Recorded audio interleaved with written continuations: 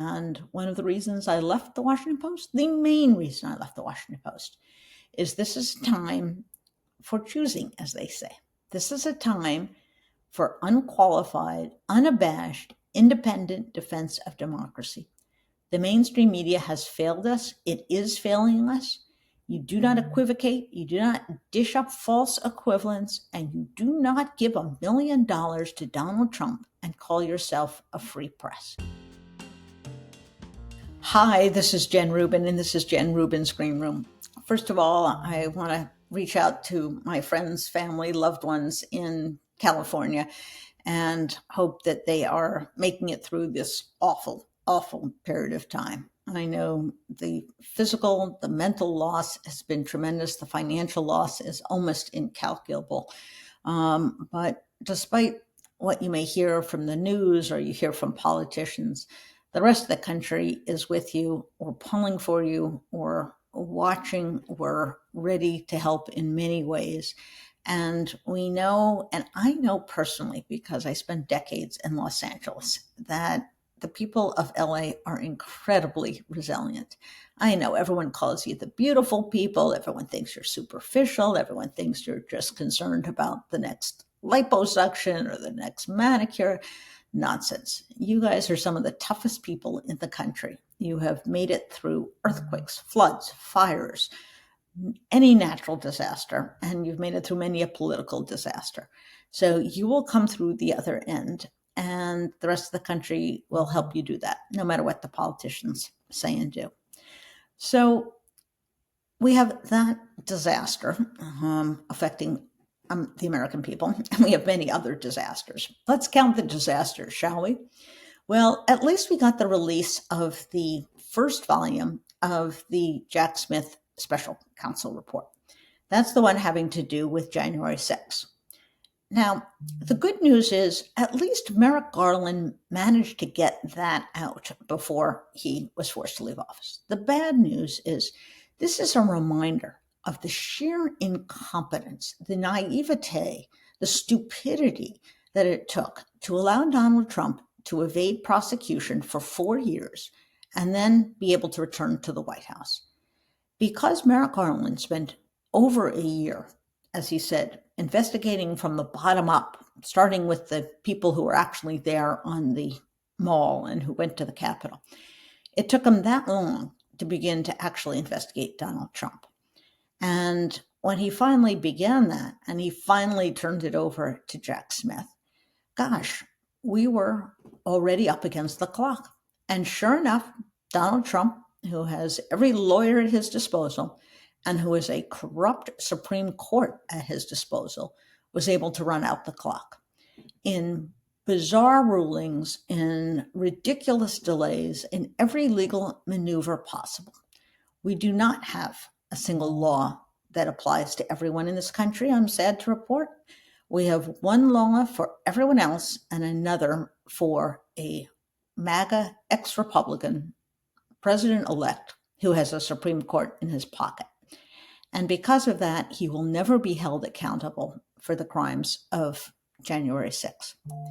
Now, to make matters even worse, it may well be that we never see the second volume of that report, which has to do with the alleged crimes stemming from his retention of top secret documents, which he stored in his bathroom at Mar-a-Lago.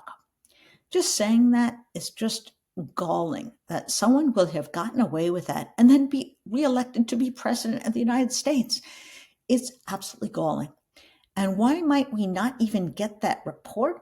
Because Merrick Garland says, well, we can't really release that report because 2 other co-defendants might be adversely affected.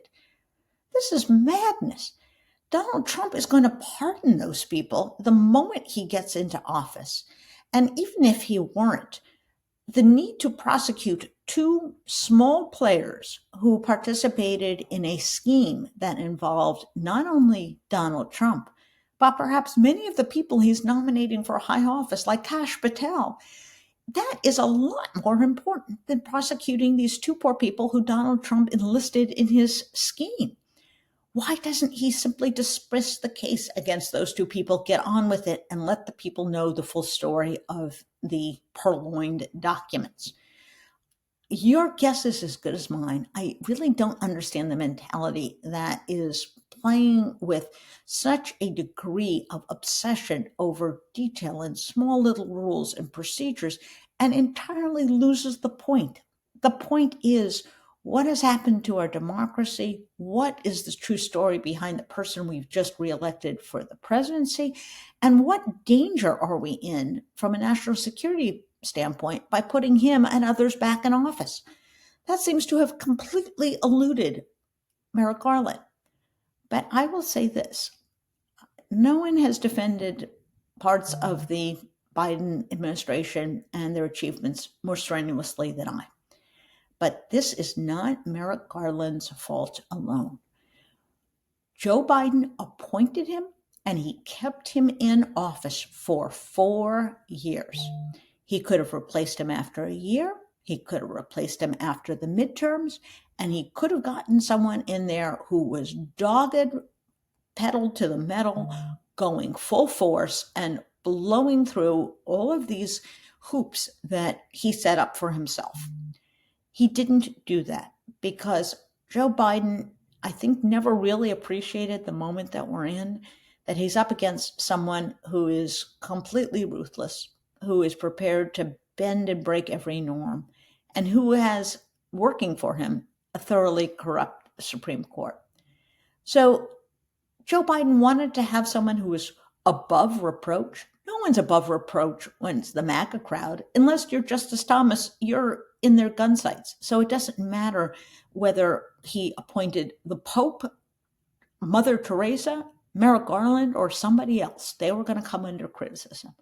So he might as well have gotten someone who was a tough prosecutor, who knew what he was up against, who started with Trump and went after him with the full vigor that that investigation deserved.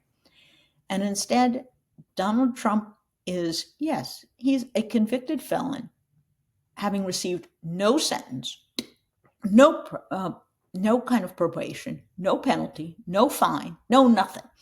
He walks free. Well, isn't that a pretty sight?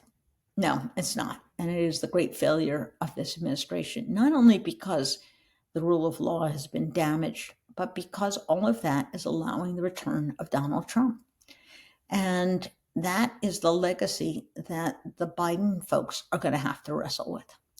They are going to have to hope with the rest of us that our democracy comes out the other end, so that the damage wrought by a second Trump presidency does not destroy the country in its entirety.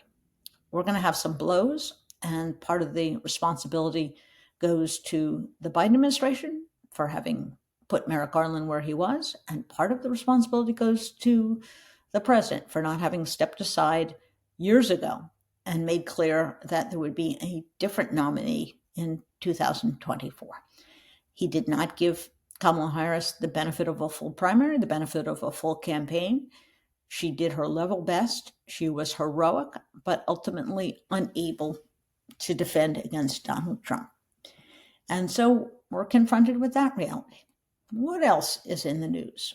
Well, wouldn't you know, Pete Hegseth, Mr. Fox News, is having his confirmation as we record this on Tuesday.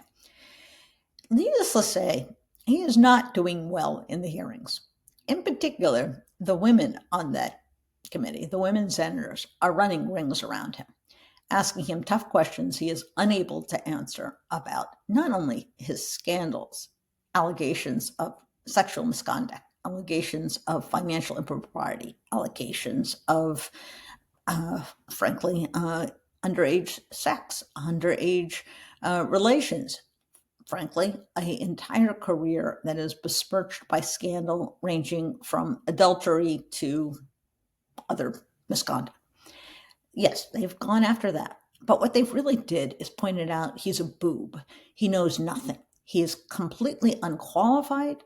He knows nothing about strategy. He has a dim understanding even of the most basic facts. He is misinformed and misinforms others about so-called lowering of standards for women in the military. Never happened, doesn't exist. But we are lowering our standards for him. You want DEI? This is the ultimate DEI.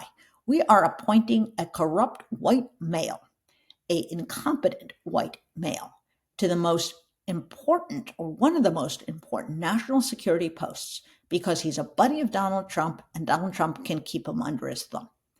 Now, that's DEI if I've ever seen one. And you know who would make a very good Secretary of Defense? Tammy Duckworth. She's a senator on that panel. She's running circles around him. And she, of course, lost her limbs in defense of the country. She was in battle, something that Pete Hegseth doesn't think women should do. And she knows a thing or two about national security. Now, she would be a good person, but of course, she would never serve in a Trump administration. So we're going to have to see if these Republicans, who have been moaning for years that Democrats are weak on defense, that Democrats don't care about the country, America first, America first. Well, if you want America first, you don't put Pete Hegseth in the position of control at the Pentagon. You just don't. That's just asking for trouble. That's giving a toddler the keys to the Ferrari and expecting him to stay on the road. So, God willing, they will not confirm him. But if they do, it will be the Republicans who are responsible for any national security failure, any intelligence failure, any diplomatic failure. Having supported someone who is so abjectly unfit, they're responsible for the consequences. So they should think long and hard before they confirm this guy for such a critical position. So we have just days left in the Biden administration. We're going to see a whole parade of these nominees come forward. Many, if not most, are completely unqualified.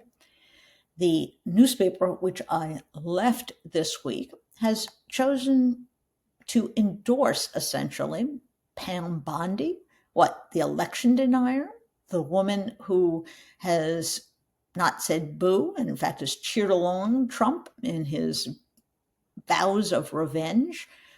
Pam Bondi? Really? That's what we're looking at?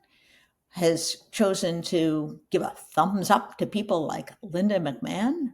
WWE wrestling executive is going to be our Secretary of Education? Oh my God. Well, yes, we are in for quite a time. And one of the reasons I left the Washington Post, the main reason I left the Washington Post, is this is time for choosing, as they say.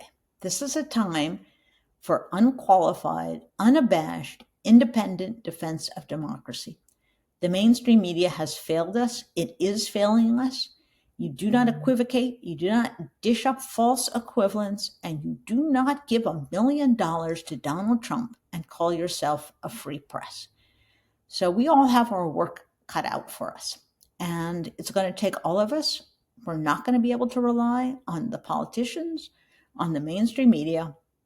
It's all of us together who are going to have to get through the next 4 years. So if you like this program, you like our other programs, tell your friends. They can join us and follow us wherever they get their podcasts. Bye-bye.